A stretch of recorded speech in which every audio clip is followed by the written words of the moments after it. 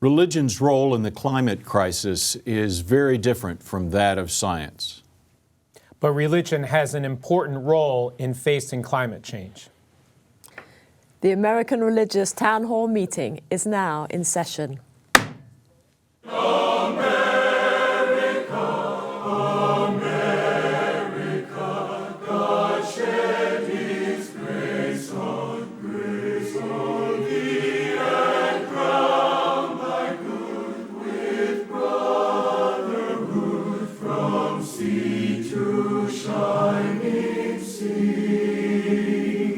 Welcome, friends, to the American Religious Town Hall meeting, where the discussion of religious, political, and social issues is meant to promote the cause of religious freedom and to help us better understand each other. And now, here is your host and moderator. Welcome, viewers, to our interesting and maybe controversial program today. My name is Andrea Luxton. I am the president at Andrews University, and I am today's moderator. I would like you to meet our panelists. Hi, I'm Tom PLUMBLEY. I'm the senior minister at First Christian Church in beautiful downtown Fort Worth, Texas. We're a part of the Christian Church Disciples of Christ. Hi, I'm Rabbi Dan Levin. I serve as senior rabbi at Temple Bethel of Boca Raton, Florida. Hi, I'm Carl Trovall. I'm professor of ethics and history at Concordia University in Austin, Texas. Hello, I'm Tony Matthews. I'm the senior pastor at North Garland Baptist Fellowship in Garland, Texas. Thank you very much, panelists, and thank you for being here today. And now to today's topic. One of the few blessings of the COVID pandemic was the greenhouse gas emissions took a nosedive across the United States and around the world. Yet as we began to emerge from the pandemic lockdowns, we more than made up for it, with greenhouse emissions skyrocketing far beyond even experts' predictions. Consequently, climate change seemed to kick back into high gear, supercharging wildfires in the American West, bringing deadly cold ice storms to Texas as far south as the lower Rio Grande Valley, spawning numerous extra strong hurricanes and tornadoes, including one tornado or series of tornadoes that tore a 200-mile path of destruction across Kentucky and several other states much further east than normal. A city in British Columbia set a record high temperature for anywhere in Canada for as long as records have been kept. And in the US, December 2021 was the warmest December ever, with a temperature average almost 20% higher than normal.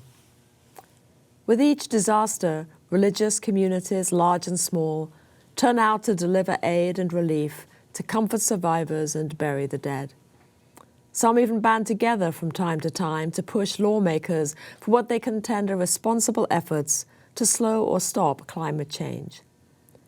But most people just wring their hands, feeling too small and unable to make much of a difference, or counting on someone else to do it. Or some feel that such matters are solely in the hands of God. So panelists, what is the appropriate response of people of faith to climate change? Is climate change even real? Or are we simply experiencing part of the normal cycles of the earth? And finally, do religious institutions have the means to effectuate meaningful change in the patterns of life that affect climate? And whether they do or not, is it just simply too late? I'd like those that started our program to give their comments first. Thank you. I guess the first thing that needs to be said is that climate change is real. I think the evidence, that's not just a belief statement, that's not just a statement of faith, that's a statement of fact, a statement based in tons of evidence that has been produced, some of which is outlined in your statement, Madam Moderator. And I guess the second thing that needs to be said is that there is a rightful role for the religious community of whatever brand to play. I said it in my opening remarks at the beginning of the program that that the role that religion has to play in this crisis is different from that of science. And I guess I'd want to clarify that and say different from, but not contrary to, because some religious voices have seen that their role is to say, no, God's in charge, God is doing everything. This is simply God's work, and we need to just sit back and let God work as God will. But God has, from one of the very first commandments in our Scripture, in the Bible, the Scripture of both Jews and Christians, is the command to care for the earth. The first people were given responsibility for the care of the earth and all of its creatures. And so for us to simply sit back and say, we have no role in this, is, I think, irresponsible. Science tells us that the climate is changing. It documents that for us. Science tells us that humans and the things that we do are contributing to that change, and to the degree that there is great danger for cataclysmic changes. And science tells us that there are specific ways, like change of our sources of energy, that we can help. But that's where science goes. The rest of it is a matter of the heart, and that is where religion comes in. Science works on our head, informs our brains, but our heart has to make decisions for what the best course of action is. And the religious community has a role to play in anything regarding the heart. Thank you. Rabbi. Well, I appreciate your sentiments, Tom, and I would emphasize the same elements, which is that climate change is real and human-caused climate change is real. The evidence is not just conclusive, it's overwhelming. And we don't do ourselves any favors by pretending that that isn't true. I remember I was once speaking to a colleague who was talking to a young boy who said, "I'm not sure I believe in God." And the answer that the rabbi gave was, "Well, what difference do you think that makes to God?" Right? We might not believe in climate change, but that doesn't mean it's not happening. And so I'm reminded that at the end of the book of Deuteronomy, when Moses is preparing to depart from the people, there's a grand poem that Moses recites and says, listen, I know what's all going to happen to y'all. You're going to go into the land of Israel and everything is going to go great and you're going to get fat and happy and you're going to forget all about me. And then everything's going to fall apart and I'm going to turn away from you and everything is going to collapse. Now, does Moses know that for sure? No. He's saying if you act and you follow what God teaches you, you can avert disaster. And I think that one of the things that our tradition teaches that I've always appreciated is this idea that there is no determined fate, that fate is in our hands, that it is our responsibility not to just take the world as it is and say, well, that must be what God wants, but it's our responsibility to partner with God in perfecting the world. There's a famous passage in the Talmud where one of the Romans is teasing one of the rabbis, and he says, well, why do you do circumcision if human beings are created in God's image? Isn't it perfect the way it is?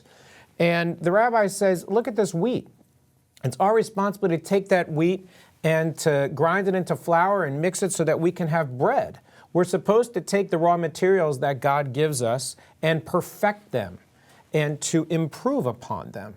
And so in the same way that we have to improve ourselves physically, intellectually, spiritually, we also have to take care of the world. In the book of Genesis, God says, I give you this world, master it and subdue it. But in the very next chapter, God reminds us that it's our responsibility to till it and to tend it.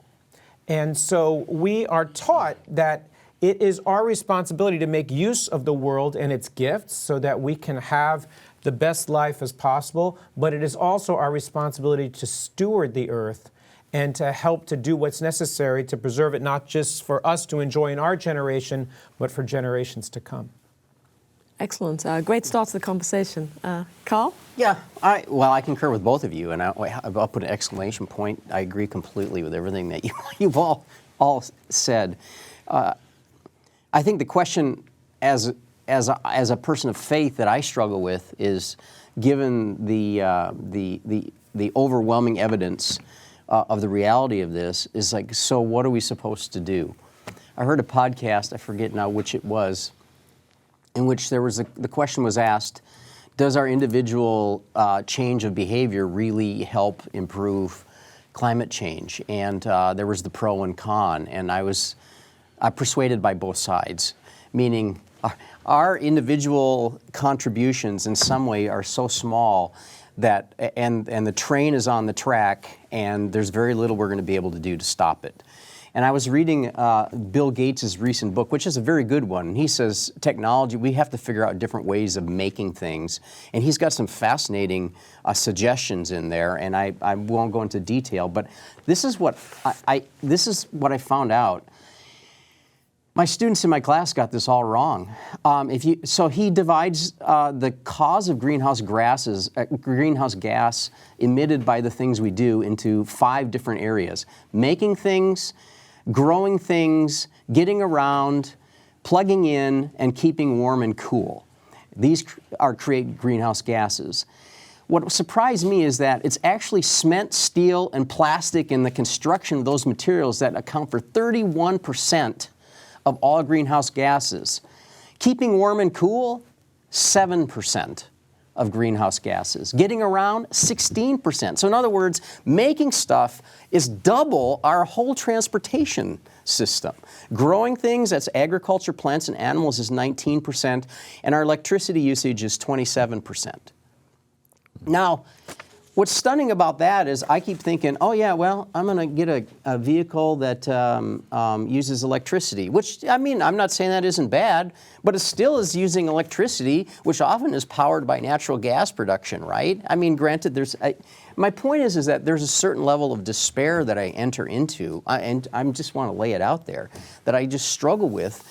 What can I do individually, because this problem is so huge? And I think the other piece that really I struggle with is that the wealthy are not going to pay for this. The wealthy are going to be just fine. It's the people who are the poorest in the world. And I wish Michael was here to talk about Laudato Si, the papal encyclical of Pope Francis, in which he said, you know, if there's anything, Christians should be interested in this, because the stewardship is really important. But the people it's going to impact the most are the poor.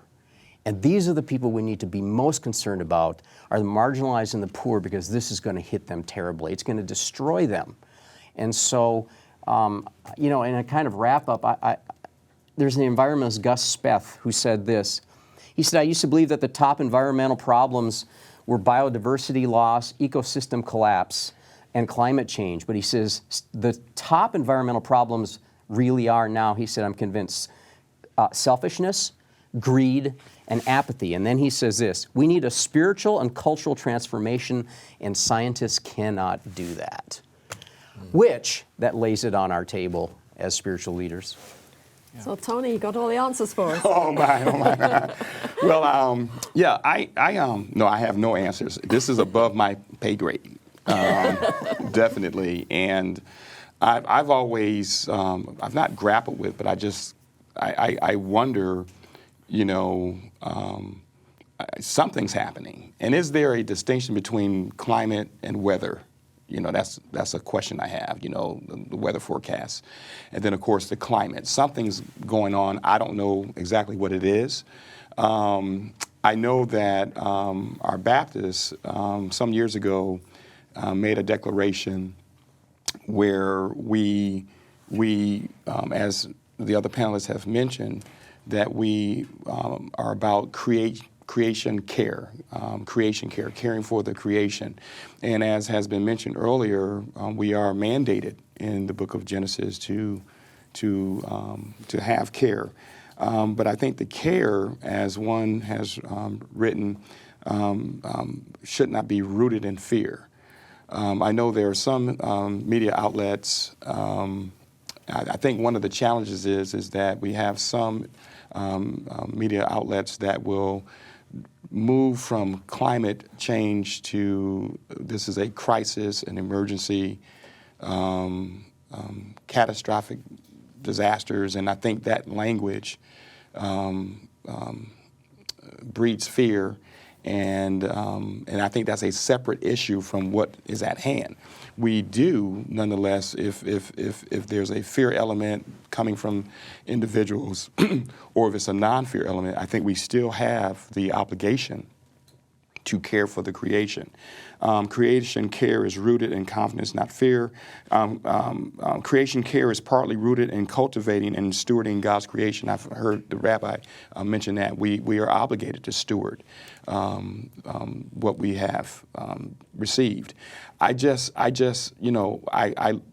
read about this. I hear both sides. I personally just don't know what's happening. And that may be, I may be, on the other side. I'm not saying climate change is not real. Something is going on. I think more pointedly, I don't know what's causing it. Is it actually humans that's causing the climate change?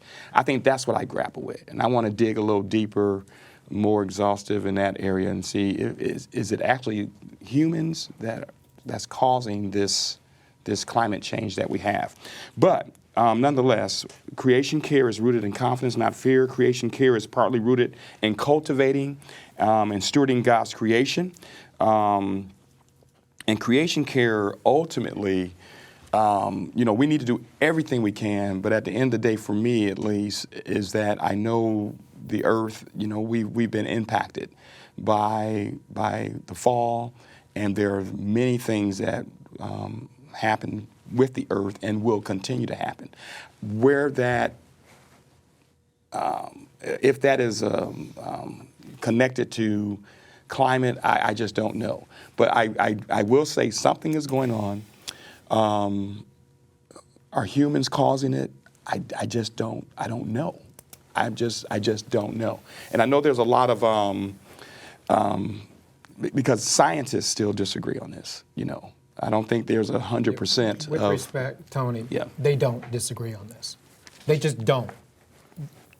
There is, I think, one of the things that becomes really challenging is when we want to sort of retreat into, well, I don't know.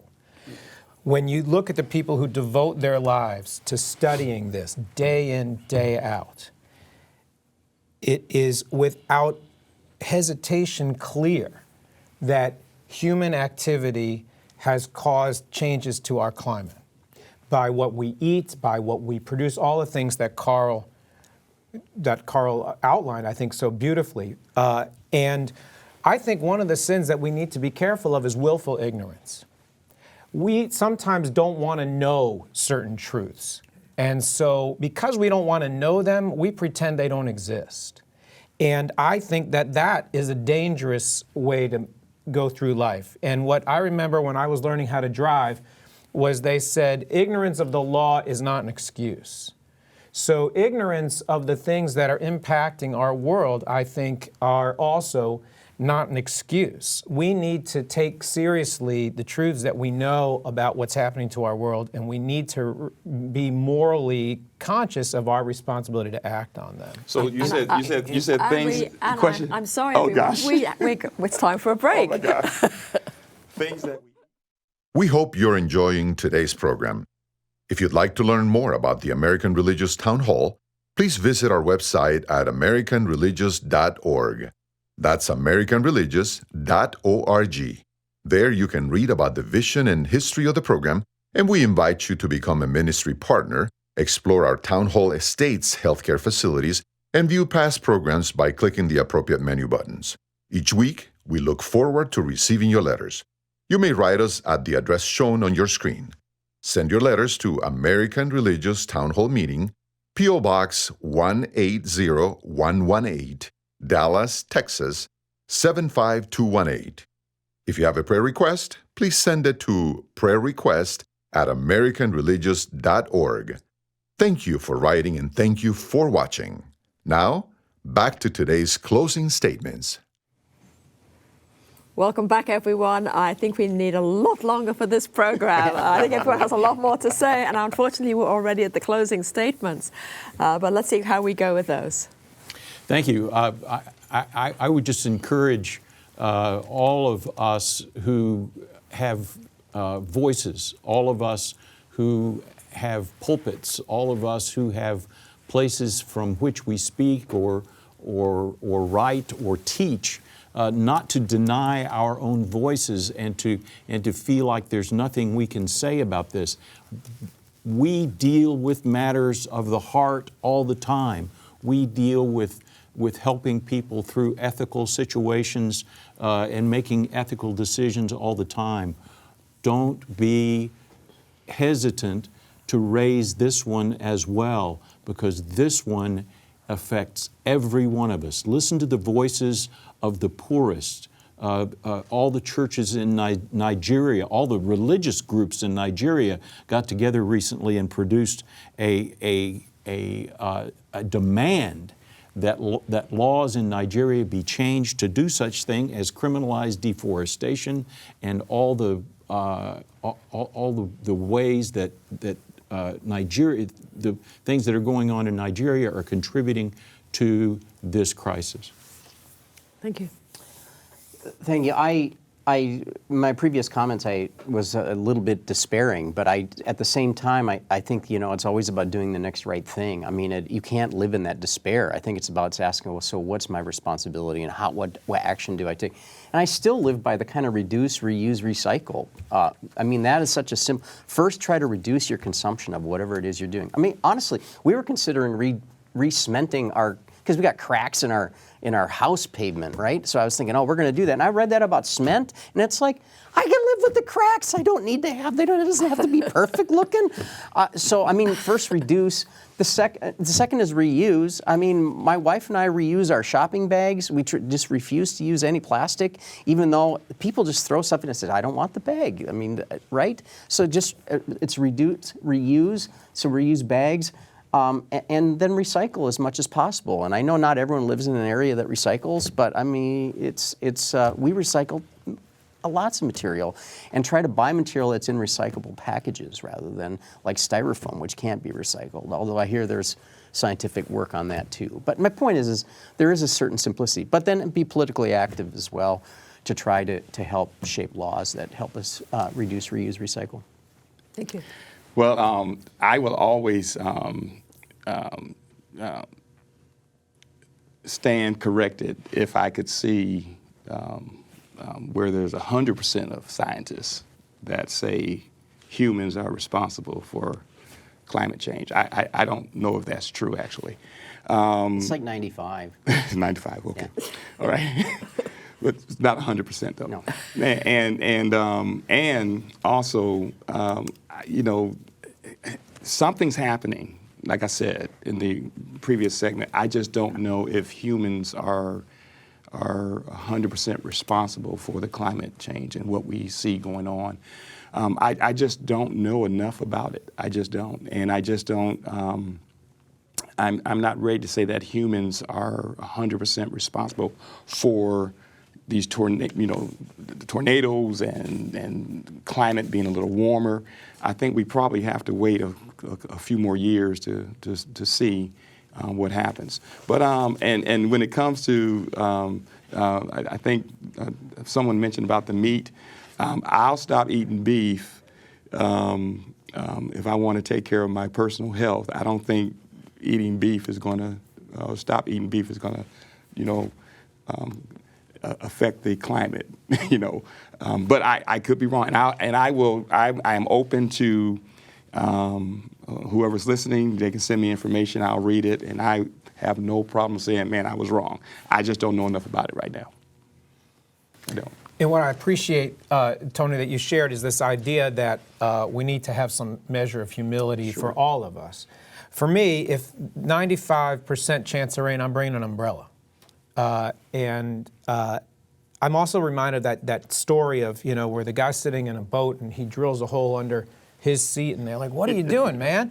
And he says, well, what do you care? It's under my seat. Under my seat, yeah. Right? But I think we need to realize that what one person does or what a group of people do on one side of the planet can have huge impacts on what happens everywhere else in the world. And we need to remember that we are all collectively mutually responsible one for another. All right, thank you. A very energetic and engaged conversation today. Thank you all very much. I would like to go back as we close to somewhere where we began, which really was Genesis, first book of the Bible, Torah, with this responsibility that is given to all of us to care for the earth, for the animals, for basically everything around us.